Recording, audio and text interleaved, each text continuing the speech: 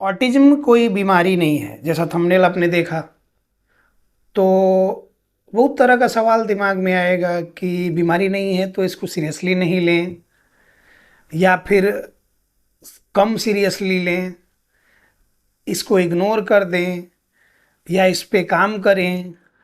तमाम तरह के सवाल दिमाग में आते रहेंगे। ऑटिज्म बीमारी नहीं है, ये बात सही है, लेकिन ये एक तरह का न्यूरो डेवलपमेंटल डिसऑर्डर है। फर्ज कीजिए कि 5 साल का बच्चा है, उसको प्रॉपर फूड एंड डाइट मिल रही है, सही वातावरण मिल रहा है, तो 5 साल के हिसाब से जो शरीर उसका होना चाहिए आपके बच्चे का है। लेकिन उसकी समझदारी उस हिसाब से नहीं है।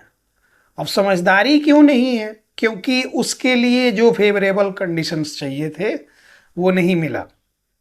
और स्क्रीन एक्सपोजर होना, सोशली कम इंटरेक्ट होना, न्यूक्लियर फैमिली में रह जाना, और भी फैक्टर्स हैं।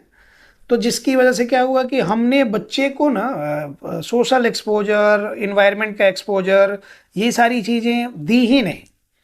और नहीं देने की वजह से फूड एंड डाइट उधर तो मिल रहा था, तो शरीर तो सही ग्रो कर रहा है, लेकिन ये नहीं देने की वजह से सेंसरी डाइट की कमी हो गई।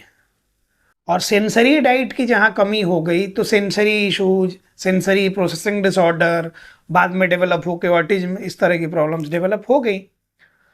अब जब समझ में आया कि इस तरह की प्रॉब्लम डेवलप हो गई, तो मैक्सिमम केसेस में हम कहते हैं कि ये लाइफस्टाइल का डिसऑर्डर है। आजकल का जिस तरह का सीडेंट्री मोड हो गया है हमारे लाइफ का, रईसी में हम जीना चाहते हैं, हम कुछ करना नहीं चाहते हैं, हम अपनी एक प्राइवेसी बिना मतलब की लगा के रखते हैं, ज़्यादा लोगों से मतलब नहीं रखते हैं। हम सोशल मीडिया एक ऐसा ये है जो कि हमको बर्बाद कर रहा है साइलेंटली, लेकिन हम उसको सोशल मीडिया बोल के और उधर लगे रहते हैं और रियलिटी में लोगों से नहीं जुड़ते हैं। इसकी वजह से मानसिक रूप से परेशान रहते हैं। उधर उधर बहुत सारे हजारों लाखों फॉलोअर्स बना के, और उधर हम समझते हैं कि हाँ हमारे पास इतना इतना फैन बेस है, फॉलोअर का बेस है, और जो भी है। प्रैक्टिकल लाइफ में 10 लोग भी हमको नहीं जानते, 10 लोग से हम सही से इंटरेक्ट नहीं कर पाते हैं। और यही सारी चीज़ें पेरेंट्स की धीरे धीरे बच्चों में आनी शुरू होती है, क्योंकि जैसा हम रहेंगे अपने बच्चे को वैसा ढालेंगे। तो बच्चे का भी सोशल इंटरेक्शन का इशू डेवलप करना शुरू करेगा, वो लोगों से कम मिलेगा। वो एक्स्ट्रा हाइजीन के चक्कर में हम बच्चे को बाहर जाने नहीं देते, और लोगों के बीच में वो बच्चा नहीं कंफर्टेबल फील कर रहा। अब ये समय बीत जाता है तो फिर उसके बाद यही इशू जाते हैं, किसी तरह की चीज़ों से एलर्जी होना, कहीं ओवर सेंसिटिविटी होना, कहीं अंडर रिस्पॉन्सिबिलिटी होना, ये सारे सेंसरी इश्यूज डेवलप कर रहे हैं। और सोशल इंटरेक्शन प्रॉपर नहीं होने की वजह से कम्युनिकेशन स्किल इंप्रूव नहीं हो रहा, पर्सनैलिटी डेवलपमेंट नहीं हो रही। तो यही सारे इश्यूज तो आते हैं ऑटिज्म के अंडर में। तो ये बीमारी नहीं है, लाइफस्टाइल का डिसऑर्डर है। और लाइफस्टाइल को अगर हम अपने ठीक करते हैं तो काफ़ी हद तक इसको भी मैनेज कर सकते हैं। अब इस पे हम ध्यान देते ही नहीं हैं। हमको लगता है कि अच्छा अब ये कह दिया, किसी डॉक्टर ने कह दिया कि हाँ ये बीमार हो गया, ये बीमारी है, और जो भी है फला चिला जो भी चीज़ें, अब इसके लिए ये जांच, वो दवाएं, कुछ हद तक उनका भी रोल है, लेकिन मेजर रोल पेरेंट्स का, डेली लाइफस्टाइल में आप क्या कर रहे हैं उसका, और आप उसको कैसे देखना चाहते हैं आने वाले कुछ सालों में। तो जैसे देखना चाहते हैं उसके हिसाब से आपको अपने आप को चेंज भी करना पड़ेगा। सिर्फ सपना देख के कुछ नहीं होता है, सपने के हिसाब से काम भी करना पड़ता है, तो आप उस जगह तक पहुंच पाते हैं। ठीक इसी तरह की बात है। तो अगर आपके घर में भी कोई बच्चा है जो कि एज उसकी ऐसी हो गई कि 3-4 साल हो गया, उसने में बच्चे को बोलना चाहिए, बच्चे को अच्छे से समझना चाहिए, सारी चीज़ें उसको प्रोसेस करनी चाहिए। जो हम कह रहे हैं उन बातों को सुने, उस पर अमल करे।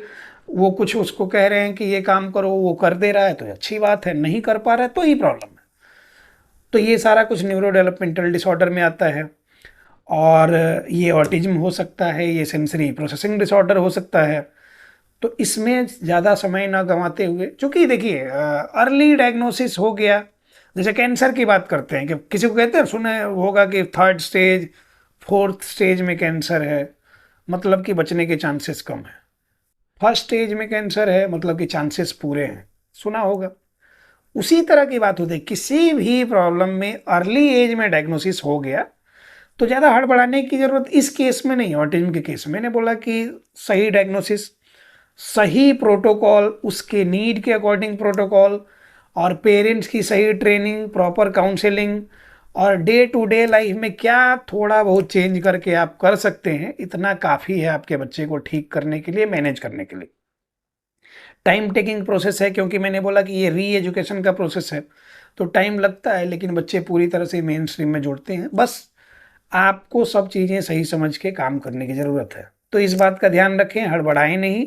और कहीं भी आपको अपने आसपास में बेहतर कोई सेंटर मिले, वहाँ लेके जाएं। नहीं, ऑनलाइन में ये करते हैं तो ऑनलाइन में फ्रॉड बहुत सारे भरे हुए हैं, उनसे बच के आप जेन्युइन जो भी आपके आसपास के लोग मिलें, जिनका बैकग्राउंड चेक करें, जो प्रिस्क्रिप्शन ना देता हो, जो सिर्फ छलावे वाली बातें करता हो, उन सब लोगों से बच के। जो प्रिस्क्रिप्शन नहीं दे वो फेक है, इतना समझिए। तो ये सारी चीज़ें आपको समझ के रहने की ज़रूरत है। और प्रॉपर बच्चे का एक असेसमेंट होता है, उसके अकॉर्डिंग सारी चीज़ें आपको ट्रेन की जाती हैं। आपको क्या करना सारा कुछ सिखाया जाता है, हमारे सेंटर पे भी होता है। अगर आप हमारे साथ जुड़ना चाहते हैं ऑनलाइन, या हमारे पटना सेंटर पे भी आना चाहते हैं, तो मैनेजमेंट का नंबर यहाँ दिया है, इस पर कॉल मैसेज करके जैसे भी बात हो सके आप बात करें और अपना स्लॉट बुक करें। और उसके अकॉर्डिंग आप पहले महीने से ही अगर हमारे साथ जुड़ते हैं तो बच्चे में गारंटीड इम्प्रूवमेंट होती है, और आपको खुद समझ में आने लगता है कि अब आप राइट डायरेक्शन में आप जा रहे हैं। धन्यवाद।